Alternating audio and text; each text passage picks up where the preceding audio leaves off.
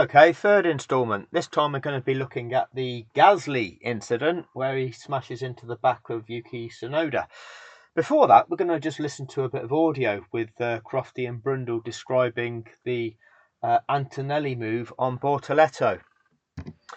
As you can see, we're only 3 minutes 44 into the Sky Sports extended highlights, and I can't show you the visuals with the audio.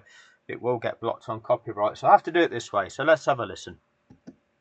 And unlike in Imola last week, Oscar Piastri fends off Max Verstappen, who was trying to go around the outside at the right-hander, not a left-hander this time around. Here's Kimi Antonelli. The gap's there for him to charge into. And here's Antonelli. The gap's there for him to charge into as we're going round a windy section of track. Really? You're right, Bortoleto. To charge into. And you're right. They're always affirming one another being right, aren't they? The gap there's in for him to charge into, and you're right. Might have thought better of basically succeeding the place to Kimi there. Yeah. Bortoleto might have thought better about what he did. Projecting the blame on Bortoleto. Yeah, says Brundle. There were two opportunistic overtakes as the virtual safety car. They were two opportunistic overtakes. No, what Bortoleto did going around the outside, around that hairpin, was absolutely fine. Did not impede Antonelli in any way. If anything, Antonelli was blocked off by his own teammate, George Russell, so his pace was dictated by Russell's pace, and Bortoleto, with the space being there, swept around the outside. Absolutely fine. Okay? Antonelli then tried to send it up the inside to get that place back at a corner where you shouldn't really be doing that. And if you try that, then what you have to do is make sure that there's at least a car width on your outside going around that corner and on exit of the corner, which he didn't do. And therefore he's guilty of the infringement. Antonelli was completely in the wrong there. Is ending, so we wait. There we go. It is. We're up and running again. Yes, so it was opportunistic from Bortoleto, and then opportunistic from Bortoleto, yeah, but absolutely fine. Opportunistic straight back again for Antonelli, but he was far enough up the inside. He was far enough up the inside. It's nothing to do with being far enough up the inside. Okay, there's two cars now side by side going round a motor racing circuit. You can't run the other one out of track room. To have won the corner. To have won the corner. I win the corner. I can now drive my car to an area of track which leaves you nothing. No. Because it causes the other driver to what? Either have to go off the track or to smash into a barrier. They're not all of a sudden just going to put the brakes on and come to a standstill. Shit, I've got nowhere to go. The only thing left for me to do now is stop. Because it doesn't work like that. Go and look in the highway code, Martin. See how long it takes to come to a standstill even when you're travelling at that speed. Yes, see, utter bullshit. I wouldn't expect him to have a penalty for that. Wouldn't expect Kimi to have a penalty for that. So again, listen to it. Opportunistic from Bortoleto, and then opportunistic straight back again for Antonelli, but he was far enough up the inside to have won the corner. I wouldn't expect him to have a penalty for that. Martin Brundle's commentary directing the narrative. And Karun's telling me that Lando said nothing about vibrating tyres at the moment. But now he's up to racing speed. We'll see what the radio messages are. Oh, is Lando going to have a problem for that first corner lockup? Oh, stay tuned, everybody. This could be a problem for the leader. Sandoval we go, racing now here in Monaco on lap 5 of 78, making the steep climb up Beau Rivage towards Massenet and onto Casino Square. Lando Norris leads Charles Leclerc. There's a double yellow that's being waved. Has someone had a bit of a moment out on the track? I can't see anyone going too slowly. We'll soon see it. But we have got a double waved yellow. Alex Albon right up the tail of Liam Lawson, and that's the double waved yellow. I can't really show you much, but what we'll do, we'll right there. For Pierre Gasly. Right. So I'll play the commentary and then we'll come back and have a look at what's actually going on with the slowed down footage. So let's do that. Now, is this going to result in teams pitting? Is that going to be a safety car? We're going to get a virtual safety car. Is Gasly going to get back to the pits? He hasn't got long to go, but that wheel is hanging on by a thread. You're absolutely told to park him straight away. Because you've got no brakes. You're absolutely told to park it straight away. Now again, this does make me wonder about the narrative in Formula One. If you get any sort of problem, just park it there on the track. That enables us to put the safety car out. That enables us to bring everybody back together for the restart. That enables us to have more drama in the show. Rather than, if you've got a problem, just drive back to the pits and retire the car. No, you're absolutely told to park it straight away. Well, you park it straight away, you run the risk of being smashed into by the other cars. Yes, they should be decreasing speed, but it's like when you're driving your own car.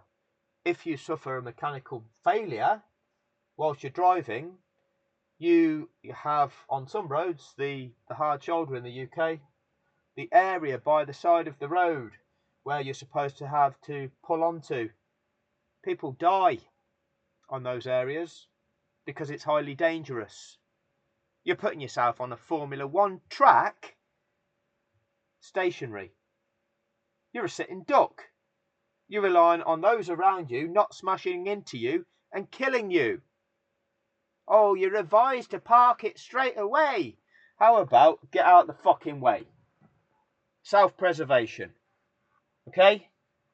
Rather than just for the show of the safety car. Whoa, safety car, safety car. Safety first. So, there's various things that you've got to consider here. Is Gasly causing a problem? But actually, is it a better problem to deal with, a moving car, than coming across a stationary object?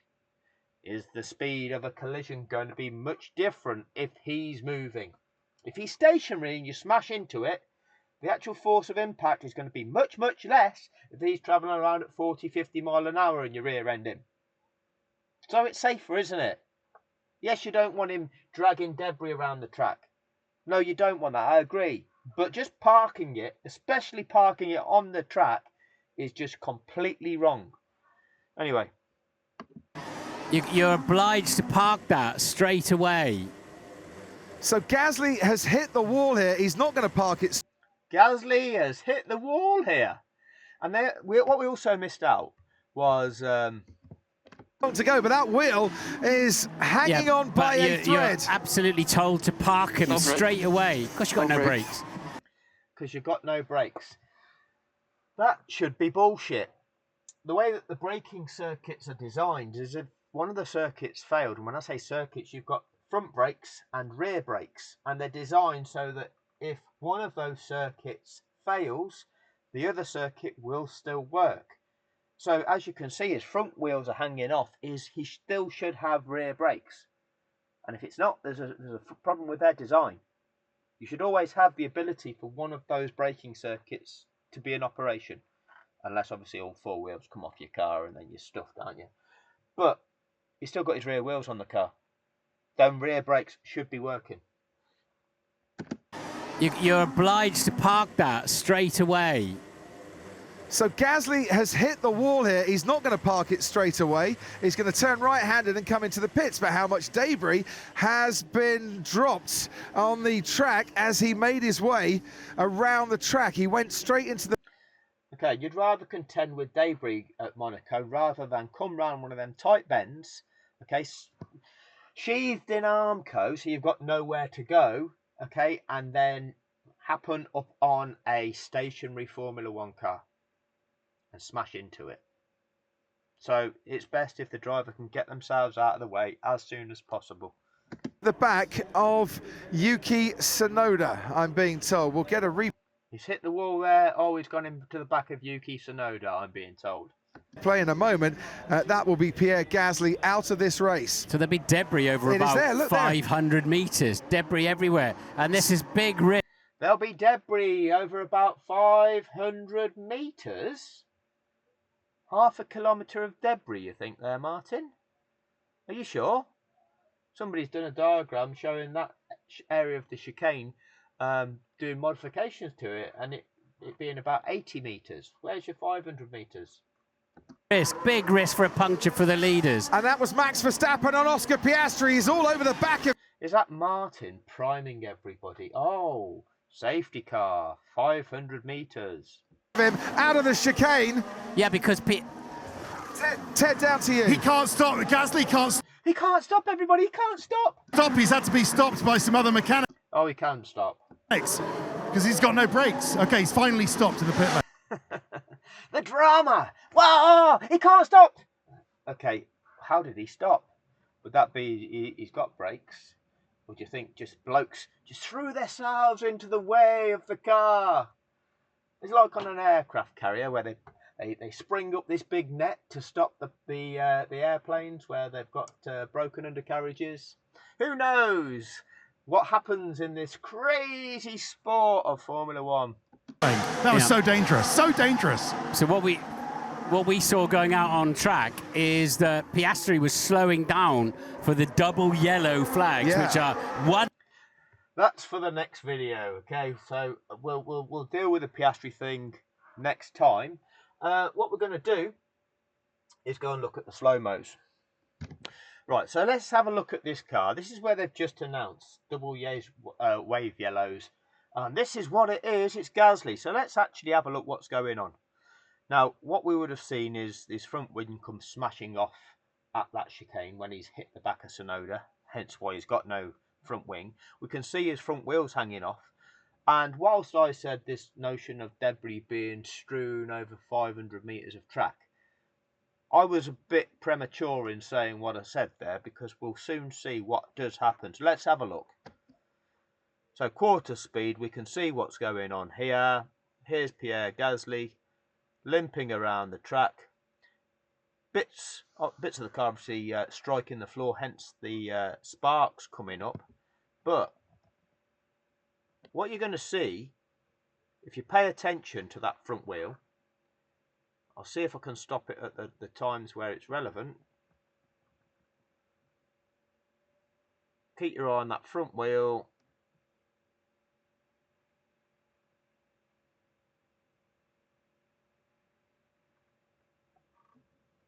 I'm sure I saw, well, you've seen the sparks. I'm sure I saw a section where there was what appeared to be shards of carbon fibre coming off of it. Was it here? There. So you can see the shards of what I would assume is carbon fibre coming off that car. They didn't deploy a safety car. They didn't deploy anything, really. They weren't going to send a marshal out on the track, I guess, to pick that up. You know, what's the risk of punctures? Did we see any punctures? I didn't see any punctures in that race. There's it coming off the car.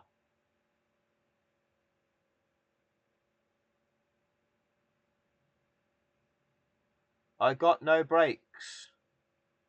Well, no front brakes, but that's Gasly probably trying to absolve himself of penalty from the FIA, but clearly wanting to get himself off the track. I don't blame him for wanting to get himself off the track.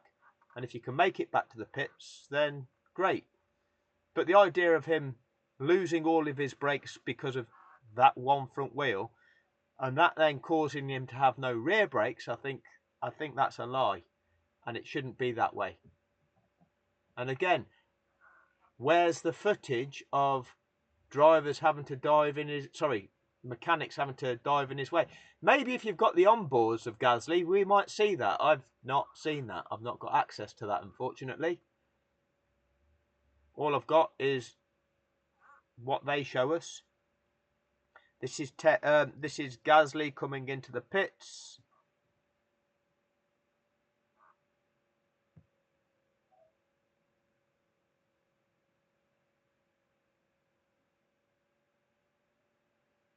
And they could show us, and they could show us, and they could show us, because they've got the cameras on this. And we cut to Ted Kravitz. This is dangerous. He can't stop. He can't stop. He can't stop. They could show us. They could show us. They could show us. Gasly can't stop. He's got no brakes. This is so dangerous, says Ted, with the drama in the pits. Let's have a look, shall we? Let's have a look. He can't stop. This is so dangerous. What's going to happen? What's going to happen? Oh. See the edit there? See the edit there? This is F1 TV. This is the drama. This is the commentary. See how it's all threaded together? It's utter bullshit. It's utter bullshit. It's just a narrative. Right? Now, I'm trying to keep these videos short, and I'm aware that this is already going on for some time. Let's find the bit where Gasly actually smashes into the back of Yuki Tsunoda. So firstly, let's have a listen of the commentary. And we saw the debris on the track. Let's have a look at the incident. Into the tunnel we go. That's Yuki Tsunoda ahead of Pierre Gasly into the daylight, dropping down under braking. Oh! So I'm amazed if that hasn't damaged Tsunoda's car. So what happened is he lost the brake, he lost the tail under braking. So the pit, even if there's a safety car now, pit entry, oh, he so nearly took his teammate out as well. Yeah. So what happened there is he locked the rear axle, Gasly, and just couldn't slow. Even if there's a safety car, pit entry? What's wrong with pit entry, Martin? Down. And that's a strong Red Bull, that's what that is. Isn't it just? And there's the front wing, or part of it, flying across Yuki Tsunoda. Is he idiot? What is he doing? Well, what was the reason for that? There was no overtake on, that is for sure. No, when we were on board, you can see the back end of the car. He locked his rear axle under downshift and braking. Clearly, it's unfixable. He should have carried on down the end of the escape road and got out of it. He'll be in a lot of trouble for that. But I mean, so the pit entry is closed. Nobody can pick. So why? Gasly will be in a lot of trouble. Let's have a look, shall we? Pierre Gasly. He got a reprimand. Nothing. That's a lot of trouble. Why have they closed the pit entrance? Why would they have done that? Assume there's debris at the entry to the pits. And I assume there's debris. Did we see anything coming off at the entry to the pits? We're on lap 11 of 78. What's the narrative here? What are they trying to concoct? What? I don't get it. Now let's be clear here. If there is a little bit of debris on the entrance to the pits, well, if you pick a little bit of debris up there, yes, you don't want it flicked up into anybody, but if your tyres go over it, you're just about to change those tyres. So it's not really a problem if you get a bit of a puncture immediately. You're travelling at such a slow speed that you should be able to keep control under that situation. Just look at the comment here, and I've not even looked at this. People saying editor needs a raise. He repeated lap 28 and 29 when lap max stopped. Other people are starting to see through the bullshit matrix that we're being fed. Right, let's just see if there's any more audio to carry on with, and then we'll go through the slow-mo videos and see what was actually going on. Car in no man's land as well, isn't it? So they put a new front wing on it. They're not going to put it out in the race again, but that's so they can put the jacks under it to get the dolly wheels underneath to move it out of the way. So we've still got yellow flags around the track. Not at this point. We can go. We are green and we are racing, and it's clear that if Piastri is trying to make a bit of a gap, Verstappen is not very happy to sit behind the McLaren of Oscar Piastri. Right, we'll come back to that, like I say, when we go through where Max is getting on the gas when he's in the yellow zone. Naughty, and we'll see how they describe that when they go through the replays of that. So what we'll do now is we'll go through the replay of the Gasly incident,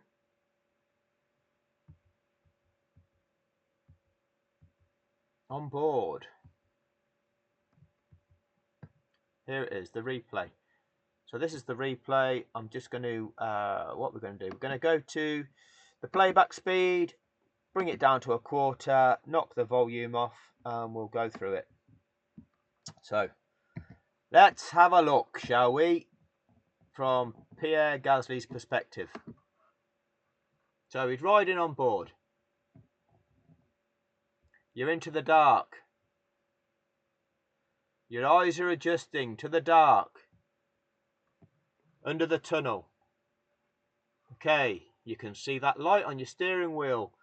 Okay, now you're going to come back out into the daylight quite soon. Think about the effect it has on your eyes. Oh, you fighter. You're travelling at 160 miles an hour. You seeing is there any room around the outside, but the car in front of you is allowed to do that because they're... Oh, and you've smashed into him. You're the car behind Gasly. What Tsunoda's done is not a double move there, okay? He is allowed to move to defend the position, but he's moving over to the right to widen out the corner there. It's not as though you've made the move to the inside, he's then covered it, you've then gone to the outside, he's covered it again. He's not done that, okay? You've pulled out to make a move down the outside, he has just moved slightly to the right to widen the corner out. You've then smashed into the back of him, Gasly. You're the car behind, and you've just driven up the back end of somebody. Entirely your fault. So the infringement there, Gasly, is you've caused a collision. 10-second penalty. No two ways about it. That you've clearly caused a collision. You've impacted that driver. You could have easily taken that driver out of the race. It's only by virtue of luck that he wasn't taken out of the race. You've actually lost him time relative to those around him. So again, carry on. This is highly dangerous. You've come out of control, gone straight across this area here, making other cars have to take evasive action. What took place in qualifying?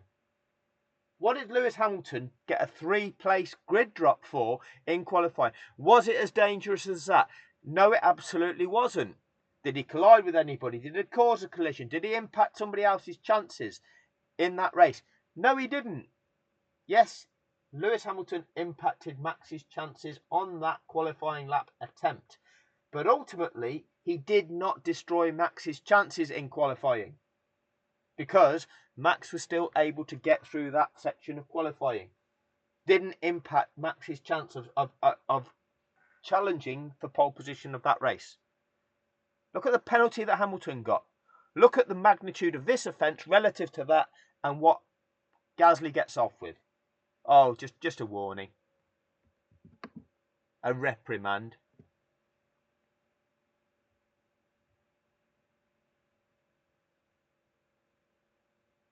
Now, this idea of giving him a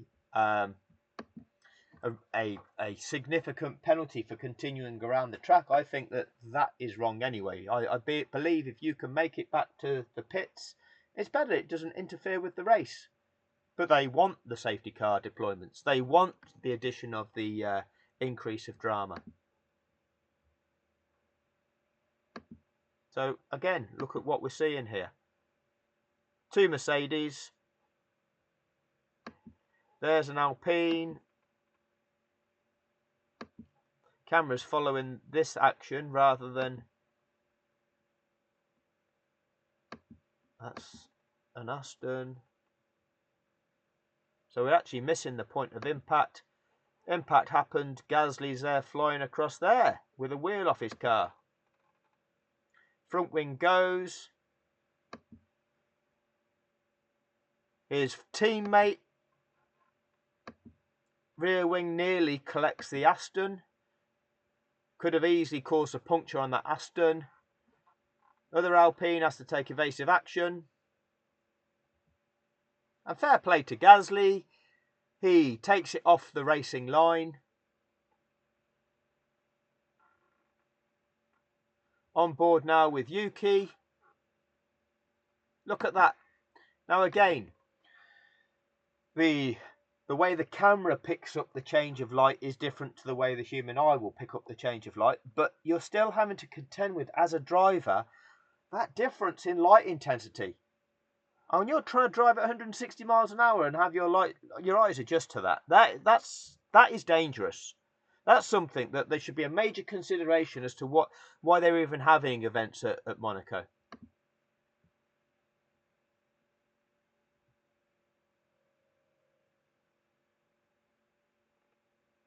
See, that's not erratic driving from Yuki. He's been hit there. In fact, let's see if we can see his steering wheel. Keep your hands on Yuki Tsunoda's steering wheel. Coming down here.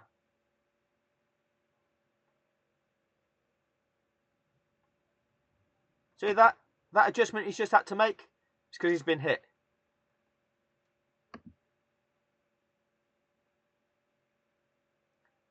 And because that car's then been unsettled, he can't make it around that chicane. That's all it takes. It's the margins involved with your inputs at that speed are tiny. Hence he can't take the line that he was intending to take. Can't make that corner.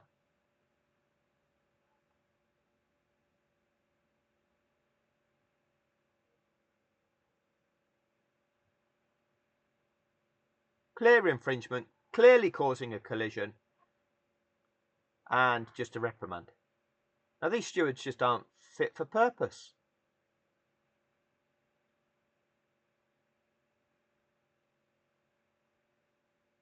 It's not fit for purpose.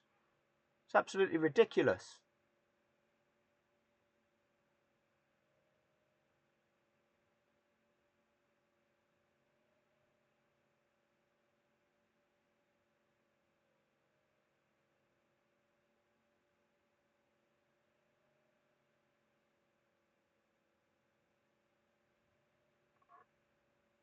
No safety car there. Oh, all this carbon fibre over the track.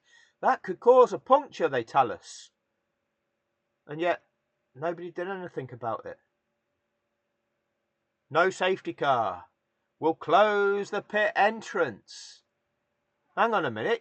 You know there's a load of debris on the track. If you're telling us that debris can cause the puncture, why have you closed the pit entrance? Because a car might be coming around that section of track, picked up a puncture on that carbon fibre that you've just seen coming off the car, get a puncture, need to pit, you've closed the pit entrance.